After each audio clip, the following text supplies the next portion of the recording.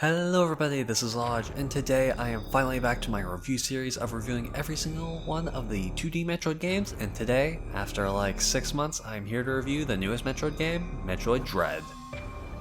Yeah, sorry this took so long, I'm just super lazy, and I had that how does Halo 3 hold up video that I wanted done first, so it was a cycle of not wanting to do either of them. But I am here today to finally finish the Triforce, or I guess the Pentagon, since it's 5 games, so let's get into the video. Anyway, Metroid Dread released on the Nintendo Switch on October 8th, 2021, and was developed by the same developers that remade the second Metroid game, Samus Returns, for the 3DS, which was Mercury Steam, so it was clear to see that this game was in good hands. However, I was a little worried because, as you can tell from my review of that game, I did have some issues with Samus Returns, and was worried that since this game had the same developers, then those same issues would be present. However, I can safely say that this game does not have those issues, but I should probably talk about that a little bit more in my actual review. Like my other reviews, I will not be showing anything before like the first boss, so you can be safe from spoilers, but I will have a spoiler talk section, but I'll be sure to let you know when that comes up. Anyway, let's finish this Metroid Dread review. So the game takes place shortly after Metroid Fusion, and gives some exposition about the current situation with Metroids and the X-Parasite, and thanks to our efforts in the last few games, they are thought to be extinct. And the game even gives us these cool stills from Metroid Fusion, but put into the art style of Metroid Dread. I just think it's so cool to see them like this. I mean, like, look at this shot of the SAX. But anyway, the game lets us know that Samus' DNA is infused with Metroid DNA because of what happened at the start of the last game. And after Samus basically sums up what happened, we see this video transmission that was sent to the Galactic Federation.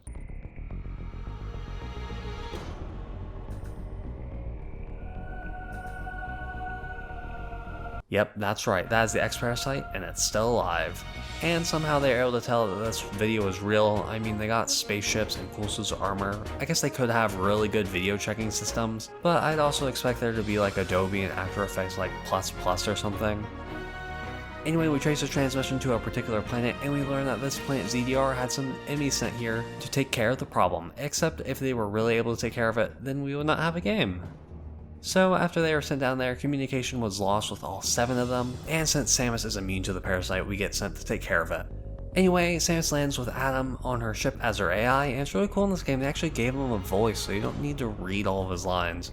And it sounds very robot-y, and maybe it's because I play a lot of Halo, and their AIs are a lot like people, but let's just say I was surprised. The bounty for this mission does not seem appropriate.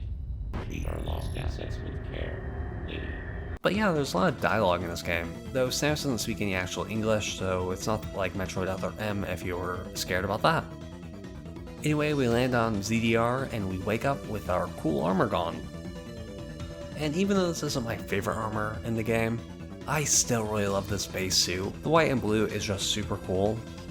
Turns out that after we went down the elevator, this cool bird guy had an epic fight with Samus, and now I want an anime Metroid show just because I would watch a whole lot more of this. But anyway, the Chozo speeds up and grabs Samus and looks like he's about to kill her, but doesn't. Samus does this weird thing where she opens her eyes really wide and somehow gets out of it, but with all of her power stripped away. And I guess this does make sense as to why we started the game with next to nothing again. Hey, at least it's not like Samus Returns and Super Metroid where we technically should have all of our upgrades already. And after waking up, we finally start the game. Now this game is very similar to Samus Returns in terms of how your game feels and some of the base moves you can pull off. Like Samus Returns, you can do a cool counter, but now you can slide and do counters in the air. And just those 2 more moves adds so much to the game, and now I can't see a future 2D Metroid game that does not have these moves. And like Samus Returns, instead of individual rooms to let you get more health or ammo, there are these statues around the maps, so the game feels a bit more fluid and open instead of having these like random rooms that kind of block your progress. But to replace them are these rooms where Adam talks to you as this big ball that has squares coming out of it. And in the first room, he, like us, has no idea how he got out of there alive, and have nothing. He says that it's like a physical amnesia, and even though we know it's a Chozo, the first living one we've seen so far, we still don't know what he plans to do with us, and we should get to the surface to leave. But like Metroids, we can't go in the cold areas because of our DNA, and I just think stuff like that's super cool. Using lore from enemies that makes sense for us, and it's just like one of the things I'm glad the developers are remembering from past games. And after having an encounter with an enemy robot and finding a pretty cool boss, that's pretty much everything I'll be talking about in this section. At least in terms of story, since I don't want to go into spoiling people who don't want to hear it. And yeah, I'll say it here, I love this game so much, like it's easily my favorite out of the Metroid games I've played and covered here on the channel. I really think that it's able to combine all of the good things from previous games, but I should probably get into the specifics of that first, right? Okay, this game is like Zero Mission and Super, where the map is fairly open depending on what upgrades you have and weapons you have to go back through certain areas over and over again with these newfound upgrades. And other than a few times, the game doesn't outright tell you where to go. Even when it does, it still leaves some mystery on where you should truly go, which I really like, and was a complaint I had in Fusion, to where that game would just kind of always tell you where to go. And I honestly never felt lost in this game. Even in Super Metroid, there were points where I felt like I had no idea where to go, and I can safely say that I really never had any time in this game where I had to look up where I should be going. It's able to guide you without outright telling you what to do. I should probably talk about the upgrades of the game, right? Well, like all the rest of the Metroid games, there are these upgrades that you'll expect, like the Morph Ball, even though it takes a really long time to get, since there needs to be a reason for us to actually slide, and stuff like the missiles, and luckily, like Fusion, there's only one that we need to worry about. And there are some ones that I'm really not going to be talking about, at least not in this section, but I will say that there were none that I felt like were totally bad or useless. The game does really well at giving you lots of chances to use your abilities other than like a specific type of instance. And also returning from Samus Returns are the Aeon abilities. And in my review of them, I don't think I talked about them too much other than in the cases that you kind of wanted to use them. I didn't use them that much, other than like the radar thing that look at like hidden boxes and rooms and stuff. However, in this game, they are much more useful and I really liked using them. Probably helps that they are on different buttons so you don't have to do anything to switch between them. I won't spoil what they are here, but I will say here that I was even able to use some of them in boss battles that weren't even attacking abilities, and they are that great. And like my favorite Metroid games, as you go through the game you get more abilities that allow you to feel stronger when you backtrack through certain areas, and I just think that's a really important feeling. It also makes the game go by at a much faster pace. You don't have to spend a lot of time fighting enemies you've done in before. And now I guess I should talk about some of the regular enemies you'll be finding and how they compare to previous games. And all I have to say is that they are pretty much the same as previous games, like in Samus Returns, the game in instances where you can use your counter to instantly kill enemies. However, unlike that game, it doesn't force it down your throat. And in Dread, not every enemy will have counterable attack, and it's the return of enemies that are just living their life. Something Samus Returns could learn from. Every enemy wanted blood in that game, just so you could counter them. I know you must be wondering, what was the Emmy all about? And to give you a non-spoiler summary, they are pretty much the SAX from Fusion, but done a bit better. Well, I think at first they are a lot better, but as time went on I thought them more as an annoyance than a threat. But anyway, they are these machines that have turned against you, and in certain sections shown by the gray doors to the void and this foggy filter in the area, they'll patrol around the area, and if you come into their view, they will do anything to chase you down and put an end to your run, and Samus can do nothing to stop or even slow them down. And I have to say, these times when you are running from them can be very stressful, just because if you get hit by them once, you are dead. If they catch you, you have a chance to counter them at 2 specific points when their eyes flash red, but honestly I never felt like I get that timing down consistently, so whenever I did manage to pull it off, it was a very hype moment for me, turned into me running away very quickly. But yeah, cool if you can pull it off, but most of the time it ends up with me going back to my last checkpoint. And like Samus Returns, if you do die, the game will have checkpoints, usually at the start and ends of areas, so unlike most of the other games, you don't have to restart from your last save point and do it all over again. It just honestly saves you a lot of time. Okay, and I should probably talk about how you actually beat these guys. Okay, so generally speaking, after making your way through one of their areas, you find an upgrade to your arm cannon that lets you shoot the armor off the enemies, and then finally be able to take them down. And it's a pretty cool sequence, since in future areas they make it to where you really have to aim and time to where you can actually take them down, or they'll be able to get you. But yeah, it's pretty cool and isn't as frustrating as taking down the SAX was in Metroid Fusion. Also, the enemy are all different colors and some of them do different things, like one can shoot stuff at you that stuns you. Yeah, they are drastically different, just a little bit to keep you guessing. And I should probably talk a little bit about the actual bosses in this game, and don't worry, I won't talk about them in too much detail, especially since I think this game has some of the coolest bosses in the series. So they are pretty similar to previous games, but luckily they don't have repeat bosses. Well, some of the mini-bosses are technically repeats, but not in the way Samus Returns has repeats. Every time there is something similar to a previous one, they also do something different to make each encounter feel different. But yeah, the bosses all have their own cool patterns, and you can actually beat them without getting hit once. And these bosses can be pretty difficult to beat. I'd have to try multiple times to beat some of them. But by the end, I was able to dodge like basically all their attacks, and it really felt like I was growing as my ability as Samus. And yeah, I felt like some of the bosses were fair in the amount of hits it took to kill Samus, unlike a certain boss in Samus Returns where if they hit me like 4 times, it would be game over. There are also times when you can counter some of the bosses, and it leads to these cool moments in a cutscene where you are able to shoot a lot at the enemy, and I just thought it was neat. Also, at the end of some of the bosses, Samus will be super cool in these cutscenes, much like Samus Returns, and I'm just glad they're making her like this, because she deserves that. Talking about cutscenes, there are a lot of them in this game. Well, not a ton, but more than Super Metroid at least. And I have to say I really enjoy them in this game. They never felt like they were out of place and really add more to the story and world of Metroid. And since the only game out of the series that I've beaten is Metroid Prime, and that was years ago, it was really nice to see more of this world. Also, voice acting is really nice too. And there are a few more cutscenes in particular that I think are really cool, but I won't spoil them here. You can get to my spoiler talk section to hear more about those. Now to talk about the graphics of this game, and man, I really love how this game looks. Like, I know the Switch is an underpowered console compared to the other consoles on the market, and so much more compared to the newest ones, but Nintendo's always able to make their games look amazing, and it continues here. I mean, I honestly don't think I have a single complaint about how this game looks. I love Samus's armor, even her starting suit, and I really wish we could get more of her suits into Smash Brothers, but oh well. The environments are also very nice to look at, with a nice big variety. The enemies look nice. I just think this game is amazing and really makes me want all the other Metroid games to be remade in this style. They took the basic style from Samus Returns and made it in HD, which is saying something because I didn't have this strong of feelings towards Samus Returns' art style, like I do to Dread. I guess great lighting can really have a positive effect. Also, if you're wondering how this game looks and plays in handheld mode, don't worry because I played this game a lot in handheld mode, played just as good on a launch console, and played super well. It honestly was a really fun time no matter how I played it. And now onto the music in this game, and I have to say, even though many of the tracks didn't really stick out to me, I really like the soundtrack of this game. It won't blow your mind or anything, but it really fits a Metroid game. And I really like the sound effects of this game. They just felt so right while also doing something differently to give it its own identity.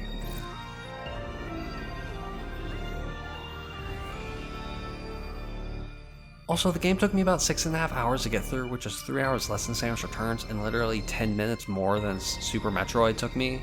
And I have to say that for Metroid, more is not always better. Of course, I wouldn't complain if Metroid Dread was another few hours. However, I feel like it was the perfect length for the game, especially considering, unlike Samus Returns, it doesn't feel like a whole lot of content was reused for padding. I think Metroid games are at their best when they are relatively short. All the other games are short enough so you can easily replay them, try to get faster times, and honestly, Metroid Dread feels longer than it actually is, but in a really good way. And with that, I think that's about everything I want to talk about before I get into spoilers. And I have to say that I highly recommend this game. Like, it is my favorite Metroid game out of the ones I've played, and it was even my game of the year for 2021. So if that tells you anything, I really love this game, and I wish Nintendo would just jumpstart as many sequels as they can, because I want more of this game. I honestly think it did everything it needed to be a proper Metroid sequel after 19 years. So do yourself a favor and start playing this game. It's so good. Okay, now I'm going to talk about some of the spoilers for this game, so I'll give you time to leave if you don't want to hear about them. Also, like my other reviews, I'll only be talking about the spoilers, but there won't actually be any clips of them, so I'll just continue to use clips from the first hour or so of the game. Alright, and with that out of the way, let's get to spoiling. So as we continue through the ZDR, and we discover that the Emmys were hacked by Ravenbeak, that chose a warrior from the start of the game, and we learn that he has indeed released the X-Parasite on the planet. And for parts of the game, you actually get to fight infected enemies, which is super cool, and they actually made them different from the actual enemies, and they are covered in like this black goop, and that honestly looks pretty cool. Another cool thing about them is that when you actually kill an infected enemy, they'll drop the parasite orbs like they did in Fusion, so that's another thing I'm just super glad they remembered to bring back, because it's an important thing, but I'm really glad it's there. Anyway, we learn a lot of this from another Chozo on the planet, Quiet Robe. Yeah, kind of a weird name, but after seeing Chozo this time in the flesh, it's just so cool. Also, in the cutscene where you meet him, he talks in the Chozo language, and Samus even responds to him in that language. That's just another reason why this cutscene is one of my favorites in the game. He also helps us along the way, however he sadly meets his end when we are not there and gets taken over by an X-Parasite, so we won't be seeing him in a future game, probably. Unless he is like Ridley or something. Metal Quiet Robe? It also turned off some of the Emmys, but the X-Parasite kind of turned them back on. It's not too important for the story, but in case you wanted to know. We also learned that Ravenbeak basically wants to become like the greatest soldier of all time or something. He wanted the Metroids, and before the game started, him and his Chozo tribe went to SR-388 and found the Metroids. His tribe was actually able to steal them on the planet, however Ravenbeak still wanted to use them, but some of his tribe wanted to straight up destroy the planet because Metroids being there was a recipe for disaster. However, before that was able to happen, Ravenbeak killed everyone in his tribe except for Quiet Robe. But before being able to sample Metroid DNA, Samus did a Samus Returns and killed them all before them. Now we get to Ravenbeak's actual plan. Since Samus was infused with Metroid DNA at the start of Metroid Fusion, Ravenbeak wanted to get it to Samus to be able to get a sample of her DNA to be able to create an army of Samuses, I think. And yeah, that's the whole evil plot. So after fighting many cool bosses like another Cray that's been chained up to the wall, we finally make it to the surface of the planet and we have to fight Ravenbeak in my favorite boss battle in the game. Like, it's very difficult, but at the end I was able to dodge almost all of his attacks by using the Aeon ability Flash Shift, which is honestly one of my favorite ones. It's so cool, and you fight him like how you would expect, with you both on the ground, and then in the next phase his wings come out and you have to fight with him in the air until Samus shoots one of those wings off and he just straight up rips off the other one. Like, he is just so cool. And after doing some final counterattacks, Samus's arm gets all purpley, which I think is the Metroid DNA attempting to take over, but Ravenbeak is able to block it and grab Samus like at the start of the game, and just starts monologuing about how he is so much better and now he doesn't need Samus anymore because he can just clone her. Then Samus goes full Metroid in a really cool scene where she is losing it, and she gets some new cool green armor, and it has a pretty powerful arm cannon, but before it's able to kill Ravenbeak, he gets infected by the X-Parasite, and now we have to do another one of those charging up the arm cannons to beat him, and it ends up killing Ravenbeak maybe once and for all unless he cloned himself. I mean, come on, there was too much talk of cloning for it to not be a possibility. And he's just so cool, I would not be sad if he returned. Now the end of the game has you do what many other Metroid games have you do, escape from an exploding planet, and I legitimately almost failed it because I'm just terrible at video games. And after Samus gets to the ship, Adam says she shouldn't be able to take off since she's in her like Metroid form, it'll drain the power of the ship, you know, since Metroids do that. But then Quiet Robe just comes out of nowhere and transforms into one of those X-Parasite pickups, and Samus absorbs it, and it heals her, which of course means Quiet Robe is officially my favorite Chozo. He was just so cool and we need more of him somehow. And yeah, that's pretty much the end of the game with ZDR exploding. I should probably talk about my experience with the final boss a little bit more. It was honestly fairly difficult, but I was able to actually learn his moves and not take more damage as time went on. It was hard, but honestly not unfair. Also, once again, it wasn't like Samus Returns. I could get hit multiple times without immediately losing all my health. And yeah, I really enjoyed the story of Metroid Dread. And according to Sakamoto, it's technically the last game in the Metroid arc. I'm not really sure what that means, but I think he said there will be more 2D Metroid games after this, just not focusing on the current Metroid story, you know, it'll go in a different direction, but still with Samus. I don't know, I guess we'll see when they make them, because Metroid Dread did much better than I think Nintendo thought it would, and I'm honestly all here for it. And I should probably talk about some of the upgrades, and I gotta say I really like them all. Like I said before, I was able to use some of the Aeon abilities outside of specific instances, unlike how restrictive they felt in Samus Returns. Also, unlike Super Metroid, Samus felt really good to control, like I was actually able to perform the gravity jump when I wanted to. Man, Super Metroid just never wanted me to actually perform it. And there were 8 areas, and some were larger than others, but they're all fairly distinct from each other, which I really liked. And in certain points of the story, they will actually transform, like there will be one that's all covered in cold, so you can't actually, so a place that you used to be able to go through, you can't anymore, which is just a very good level design choice, I thought. And I thought to put this in the spoiler section, because I'm sure someone doesn't want to know how many areas there actually are. And yeah, I think that's all I wanted to talk about regarding Metroid Dread. Overall, a really good game, my personal favorite in the series, even though it doesn't have any type of Ridley. And I have to say I recommend it more than any other games in the series, and if you're afraid to get into this game because you haven't played the other games, because Nintendo hasn't given us proper ways to experience the best ways to play these games, I wouldn't worry too much. The game, like previous ones, gives all the backstory that you'll need to understand the story. But I do recommend playing those previous games somehow, because I think it makes Metroid Dread a much more enjoyable story and game, because the gameplay is probably some of the best the series I've seen, at least in my opinion, and Metroid games are much more about the gameplay than story. So yeah, give the game a shot if you want. Once again, I am sorry that this video took so long to get out, but hey, at least Nintendo did some updates to warrant me waiting, right? Also, I'm not gonna have a formal video for this, but thank you so much guys for 100 subscribers. It's super cool that so many of you wanted to watch my videos, and hopefully I'll be able to get more your way soon. And if you're curious about if I'll do the other Metro games, like the Prime games, I think I'll get to them if Nintendo ports them to the Switch, or if those games or if the first game gets remade like that was rumored or something, or if we get a better release date for Prime 4. And I'll do Metroid Other M if it somehow gets ported, or if it somehow gets a sequel. You can hold me to that. But for my next series of reviews, I already have something planned. It'll be a while before you see it, but I promise it won't take as long as this one did, and I'll give you a hint that we are about to get a third game in the series, and it'll be on Nintendo console. Not necessarily developed by Nintendo though. So yeah, with that, I hope you enjoyed the video, have a good day, and goodbye.